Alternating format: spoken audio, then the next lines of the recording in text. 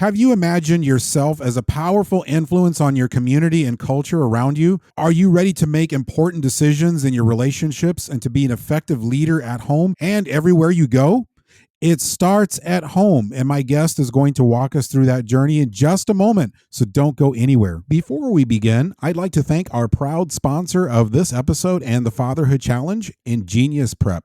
Ingenious Prep is the world's premier admissions consulting firm, proud to be officially recognized as the country's top college admissions consultants, helping students prepare for admissions to top schools through individualized educational programs that increase chances of admission by up to 10 times. Ingenious Prep students work with former admission officers to differentiate themselves from other competitive students in 3 areas colleges evaluate students: in academics, extracurricular activities, and personal characteristics.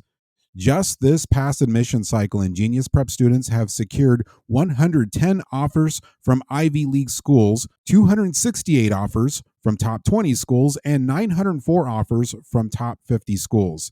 Ingenious Prep student success lies within the fact that Ingenious Prep is an all-in-one consulting firm offering every service a family needs, whether it be test prep, tailored candidacy building mentorship, academic mentorships, the Leadership and Innovation Lab, soft skills courses, writing courses, and other customized programs to develop their application persona to the most effective and authentic extent to share with colleges. Just click on the link in the episode description to book a free strategy call with one of Ingenious Prep's college experts, or you can visit ingeniusprep.com. That's ingeniusprep.com. And let them know you came from the Fatherhood Challenge. Welcome to the Fatherhood Challenge, a movement to awaken and inspire fathers everywhere to take great pride in their role and to challenge society to understand how important fathers are to the stability and culture of their family's environment. Now, here's your host, Jonathan Guerrero. Greetings, everyone. Thank you so much for joining me. My guest is Warren Mainard. Warren is the national director at Impact Players, and we're going to learn more about it shortly. Warren, thank you so much for being on the Fatherhood Challenge. Oh, hey, Jonathan. It's so great to be with you and very excited to talk about being better dads. This is so important. Such a great topic. Warren, this next question goes right in line with tradition, so I always like to start each episode with a dad joke. So, Warren, what is your favorite dad joke? Oh, man, we love dad jokes at Impact Players. We start every Impact breakfast with a series of dad jokes, and I've got a handful, but here's a quick one. So my son asked me the other day, "Hey, Dad, have you seen my sunglasses?" I said, "No, son. Have you seen my dad glasses?"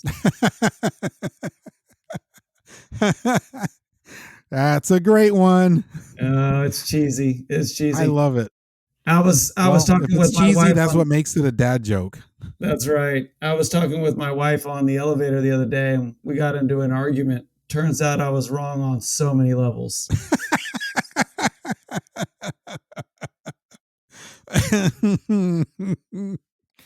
Oh, wow. Hey, you're good at this. You have some practice. We have a lot of fun. In fact, we really believe that getting a group of men together and letting them laugh and just have that camaraderie with one another is absolutely critical to opening up men's hearts and getting into really important things. What is the story behind Impact Players? What is it? How did it start? And how did you become involved? Yeah, it's a powerful story. It started in 2004 with a man named Matt Wimmer and a handful of other men who witnessed a dear friend of theirs really fall into a series of devastating decisions that ended up really hurting his marriage, his family, and his business that employed over 400 people. And those guys found themselves asking, wow, what a difference would it have made if he had made some healthy decisions about being a better husband, father, and leader that could have had a positive impact instead of the negative one that it did have. And that really bore out the beginning of Impact Players, which has now been going for 20 years. The mission is inspiring men to be great husbands, fathers, and leaders by equipping them to thrive in the relationships that matter most. For the first 16 years, Impact Players existed as a volunteer organization. I had the joy of being able to come on and become the first executive director of Impact in the fall of 2020. And since that time, we have just seen God absolutely skyrocket the growth of Impact as we have reached men all over the greater Seattle area. And now we are expanding into Everett and Bellingham, Tacoma, Eastern Washington, but we want to take it nationwide because we think that there are men all over the country that are looking for the kind of community support, encouragement, and equipping that Impact Players provides. What are some of the biggest obstacles today keeping dads from becoming effective leaders in their homes and communities? Well, I think a lot of men today are feeling really under attack. And there's no doubt that masculinity is certainly something that a lot of men feel like just being men is makes them public enemy number one. And so we really want to help empower men to believe that they're not the problem, that they are called to be the solution.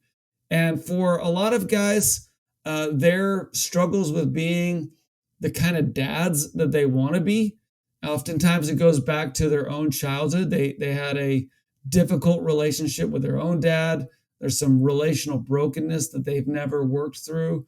But in general, a lot of men just feel like they're unequipped to be the great dads that they want to be. And so we try to provide resources, training, encouraging, and coaching to help men step into their greatness as dads, giving them practical tools, biblical truth that will really help them to discover who they are as men, who they are in light of their relationship with God, and then how that transforms the way that they interact with their children as fathers. I heard you mention something related to trauma. We've done several episodes on generational trauma, the way our parents parented us and the way the parents before them parented, and they thought that they were doing a very good thing. Today we would call it harsh parenting.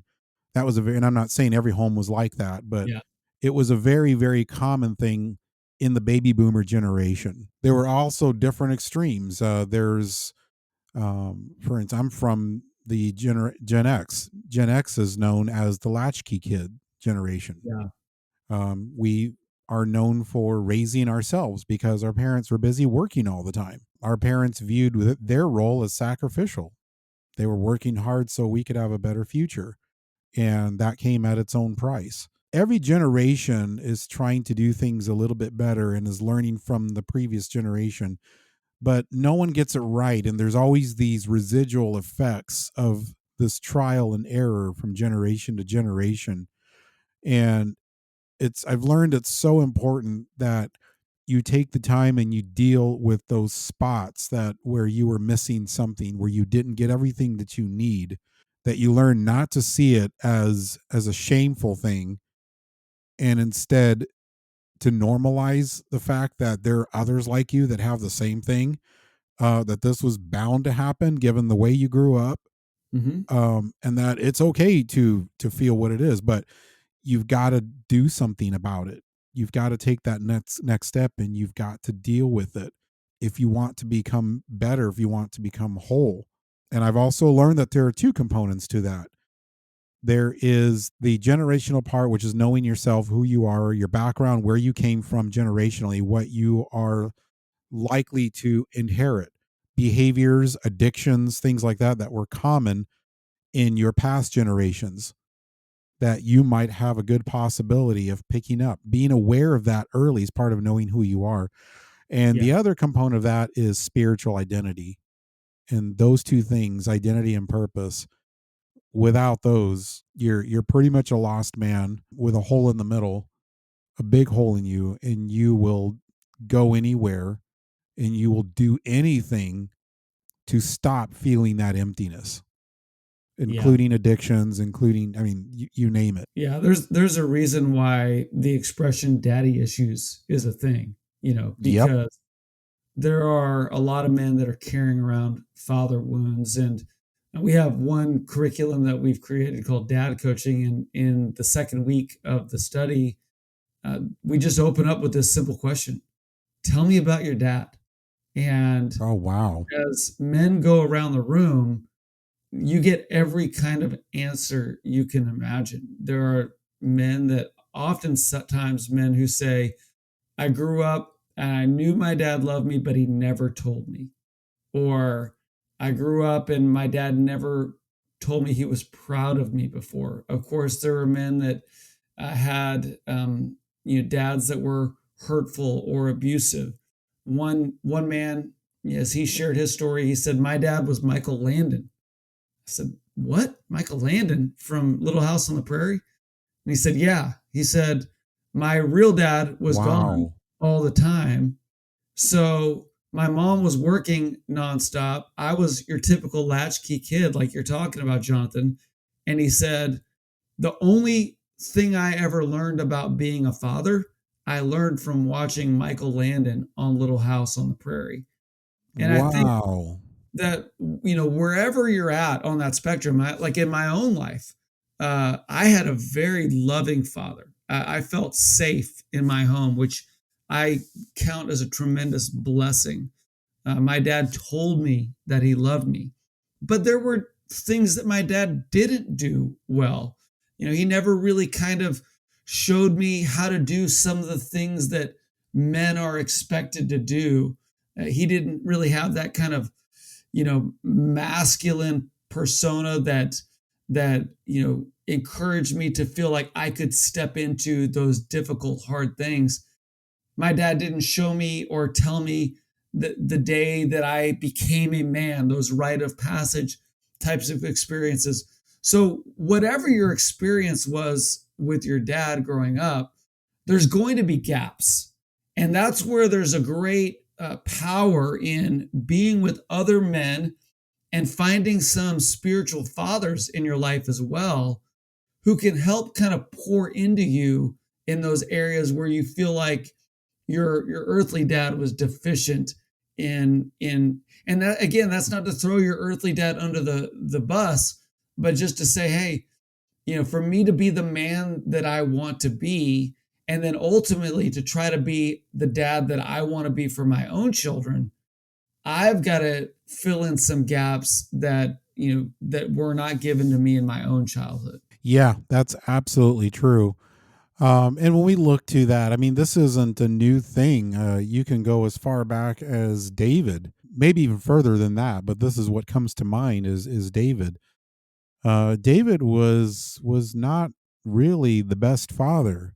He had a lot of great qualities, and in the end, we know that he was referred to by God as a man after his own heart, in Mm-hmm. spite of all his shortcomings and failures. But there's a passage where it talks about David. David's looking at the tent where the sanctuary dwelling where God's presence physically stayed. And David's looking at the sanctuary and he's getting almost angry. And he's like, what a dump. God's living in a dump in a tent, Mm-hmm. and I'm in this Yeah. palace. This Mm-hmm. is highly inappropriate. God should have a palace 10 times greater than mine. This is unacceptable. That's it. I'm building a new temple for God, and it's going to be far more magnificent than my own. And it should be bigger and taller than mine, and mine should look small by comparison. That's more appropriate. So he got excited about it. He had a conversation with Nathan, and he told Nathan his plans. And of course, Nathan hadn't really consulted with God about it. So Nathan just shot from the hip and said, yeah, yeah, sure. Go do it. Go do it. Great idea. Love it. Yeah. Goes away, has a conversation with God, and then God weighs in and has his own opinions about it. Right. And then we know where God said, no, actually, no, I don't want you to build it. You've shed too much blood. You can make the plans, you can drop the plans, you can collect the materials needed, but you're not to build it. Your son's going to build it. Yeah. And that's when he breaks the news about his son. And then the next part is the profound part, where God makes it clear to David that he's going to be Solomon's father. He's going to parent him. Mm. He's going to raise him, and he's going to be responsible for rounding him out to be able to take the throne, to follow in his father's footsteps. Yeah. Where God himself tells David that he's going to take that role. So that tells you a lot about what God thinks about fatherhood. I also think of that as uh, an act of God's mercy, a Mhm. demonstration of his character, being merciful to David in spite of all of David's shortcomings as a father. Absolutely. And it's a great reminder too for us that none of us are going to get it right. Like we're all going to fall short in some area of our, duties as a father, and yet there's great mercy, there's forgiveness, there's opportunities to get back up and try again. And I think that's the goals that we want to keep pursuing these goals of being a great husband, great father, great leader. And when we don't get it right, we tell our kids, "Hey, I'm sorry. I failed you in this. I fell short of this goal." This idea of me being the perfect dad is, it's fool's gold. So when I get it wrong, I'm going to let you know, and when I get it right, I'm going to give glory to the Lord. But ultimately, we all have a perfect heavenly Father, which is what you're talking about, Jonathan. And that reminds us that, even when I get into my 70s, and hopefully, I'm still regularly talking to my kids, I'm going to constantly be saying to the Lord, "God, show me how to be a father like you, because I don't have this thing figured out." How is the image of God tied to a dad's role?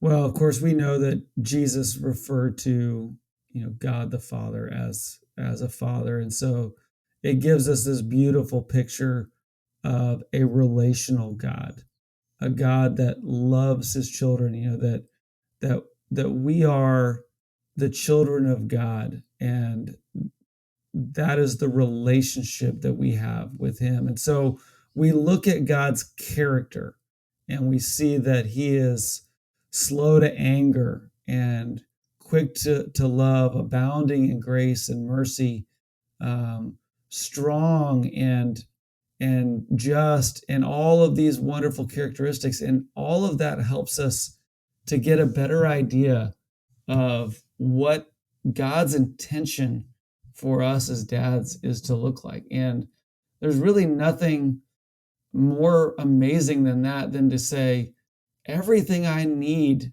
to know about being a father, I can learn directly from God himself. And that's a unique privilege that we have as men and as fathers, to be able to relate to God in that way, and to know that God relates to us in that same way. Um, what an incredible opportunity we have to love God and know God as our Father. When I look around the inside of churches, I mostly see women. Maybe it's just me, but that's the first question I ask is where are all of the men and why aren't they in church? Well, you're not alone. We actually hosted a webinar last month entitled, uh, "Why Men Are Done with the Church and What We Can Do About It." And the truth is that men are leaving the church, and church is losing men. The U.S. The typical U.S. congregation now draws an adult crowd that is 61% female and 39% male. One out of every four married Christian wives attend church without their husbands. There's definitely a disparity between men and women in the church. And we could probably spend a lot of time trying to analyze why that is. But for a lot of men, they just don't feel comfortable in church. A lot of men feel like they're not good at church, that their wives are better at church than they are. A lot of men walk in, they see a lot of the decorations, they hear love songs about Jesus, they see children's stories and all those things, and they think, well, church is something for women and children. I think probably one of the main things that I hear a lot of men tell me is that they just don't see how the church is helpful for their lives Monday through Saturday. And so they're saying, I don't see how the church is helping me to be better in my work, be better in my relationships. That's not helping me with the inner struggles that I'm experiencing. And then, candidly, I think that there are a lot of men who have decided that they're done with church because they're disillusioned with the church. The church has let them down, that the church has disappointed them. There are leaders who have abused their power or taken advantage of the congregation. And men are just saying, yeah, if that's what church is all about, I'm out. I don't want I don't want anything to do with it. So there are a lot of reasons why men are not engaged in the church, but to me, it's trying to figure out what can we do about it and how can we create pathways that will bring men back into a reconciled relationship with the church. Because I think that there is a need for reconciliation between men and the local church that's not really happening in most settings today. I completely agree with that. I think there may be some strong opinions on this, and this is certainly my opinion. I would not expect anyone to consider this fact, but I'll just say it. A lot of services tend to be very feminine in nature and the way they're structured. And, it's this whole idea of, this reverence, being quiet, or, there's, and it depends. This varies on the church that you go to. There are churches that are different, but across the board, that seems to be my observation. Is it's very different, for a different experience than what men actually need. Right, right. And I think, part of the challenge for us, Jonathan, is that we've got some cultural constructs about what masculinity looks like and feels like. And then we've got some biblical constructs on masculinity. And those don't always line up, but we have to recognize the culture that we live in. And so, like just for instance, I think a lot of times when people think about men's ministry or masculine church and all that kind of thing, there's this idea that it needs to be a bunch of lumberjacks and jocks that are, crunching beer cans on their head or wearing flannel and ultra muscular with big beards and all that kind of stuff. And the truth is that none of those things really have anything to do with what the scriptures and what God says true manhood and masculinity really is. And so I think Absolutely. this there's kind of a pendulum swing that we have to be careful of within the church, where it's like, okay, we're going to be a church that attracts men, so we're going to focus solely on all of these external, superficial masculine tropes that we think will communicate that we're a church for men. And I think that's a mistake as well. So like, the idea that let's say singing is feminine is not a biblical idea. And you already pointed to David as an example of that. He was a man. He was a man after God's own heart. He was a man that men wanted to emulate their lives after. And he was a musician. He was a musician. He was a warrior. He was a musician. You look at Jesus, and you could probably make up 2 columns of characteristics about Jesus that one would say in our current cultural construct, these are characteristics that some might deem as feminine, and these are characteristics that some might deem as masculine. And so we don't eliminate those characteristics of Jesus that don't qualify themselves as masculine characteristics. But what we're trying to say to men is, let's get to the heart of masculinity. And I think that's what you were just talking about with that example of Paul's word to Timothy. For God has not given us a spirit of fear, but of power and love and self-discipline. And when you start talking to men and saying, this is what it means to be a man, that you are fearless, that you are powerful, that you are sacrificial in your love, and that you are self-disciplined. You have control over the way that you live your life through the power of God, through the Spirit of God in you. That's what it means to be a man. And I think why I feel passionate about this is that, we don't want to convince some men in the church that they are not true men because they don't live up to that external, superficial, cultural definition of manhood. We want to point all men towards the biblical definitions of manhood and really emphasize that in the church. Yes, absolutely. What are some of the action steps for a dad to become a strong, effective leader at home and in his community? Yeah, so I think it begins with number one, you've got to choose. Think about what Joshua says. Choose for yourselves, but as for me and my house, we will serve the Lord. So when we talk about choosing, we're talking about being intentional.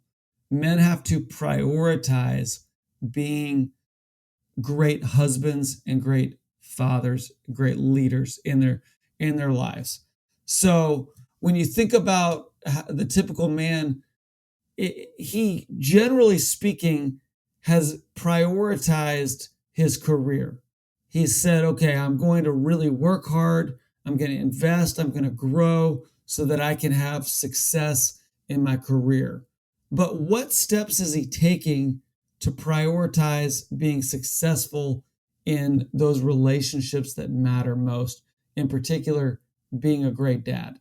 And so one of the things that we really talk to men about is it is not a selfish thing to be in a group that is focusing on growing in these areas. That's not a selfish thing. That's actually a selfless thing, to take time away from your day-to-day life to be invested in a cohort with other men, a band of brothers that will encourage you and model for you and challenge you to step up in these areas of life. And then, Jonathan, as a man of God, as somebody that believes deeply in the power of Scripture, I really believe that the most important thing that a godly father can do is to make sure that he is a man of the Word. And so I really challenge men to read the Scriptures daily, to memorize the Scriptures, and then to pass on the things that he is learning in the Scriptures to his family, to his children, and to those that he has the opportunity to pour into and mentor. And then I would say finally, when it comes to being a godly dad, you've got to bring your children into a community where they can come to know the Lord for themselves.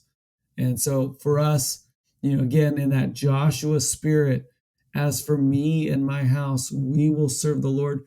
We want men to be engaged in a local church body because this is a group effort. If I'm going to raise my children in the Lord, I need to invite the body of Christ to come alongside to provide additional mentors and encouragers and supporters to strengthen our kids. And so, just a quick example of that.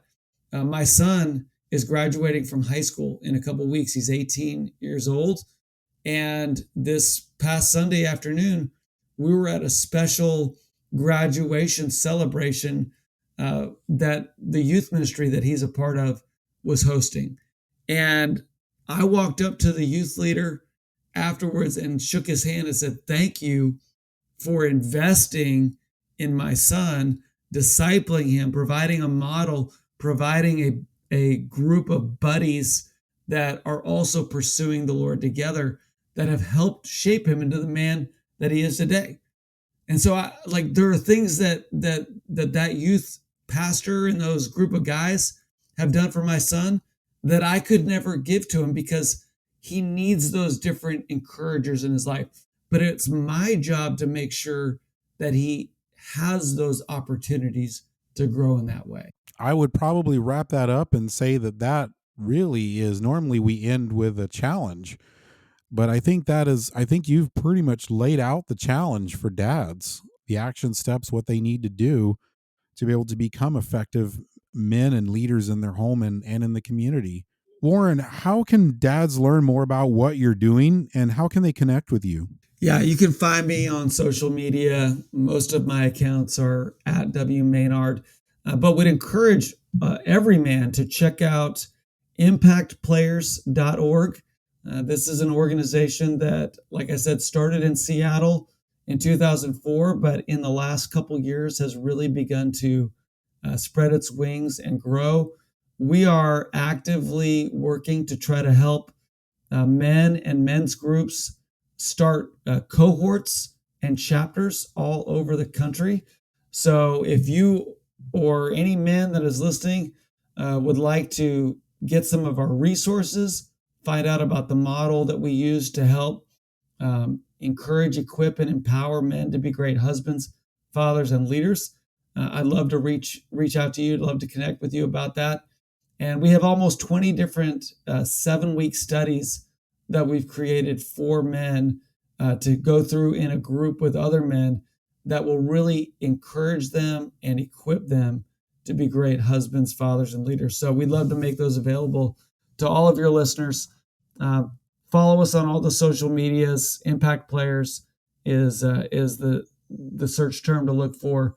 But we're here to be a resource for men, men's ministries, church leaders, anybody that's trying to reach men in this current age. Just to make it easier, if you go to thefatherhoodchallenge.com, that's thefatherhoodchallenge.com. If you go to this episode, look right below the episode description. I'll have all of the links posted there, including the links to Impact Players. It will all be there for your convenience. Warren, thank you so much for being on the Fatherhood Challenge. It's been an absolute honor to have you with us. Thank you. Jonathan, thank you so much. And thank you for what you're doing to invest in men and to rebuild a generation of fathers. It is an absolutely essential work and a work worth investing your life in. Thank you. Thank you for listening to this episode of the Fatherhood Challenge. If you would like to contact us, listen to other episodes, find any resource mentioned in this program, or find out more information about the Fatherhood Challenge, please visit thefatherhoodchallenge.com. That's thefatherhoodchallenge.com. I'd like to pause and thank our proud sponsor of the Fatherhood Challenge, Zencastr. If you've thought about podcasting before and realized that you need a lot of different tools and services, those days are over. With Zencastr's all-in-one podcast production platform, you can create your podcast all in one place and distribute to Spotify, Apple, and other major destinations. But the reason I personally use and trust them with the production of this syndicated radio program is their professional broadcast quality sound. There is no better time than now to start your podcast using Zencastr for all your needs. Go to zencastr.com/pricing and use my code FATHERHOOD, and you'll get 30% off your first month of any Zencastr paid plan. I want you to have the same easy experiences I do for all my podcasting and content needs. It's time to share your story.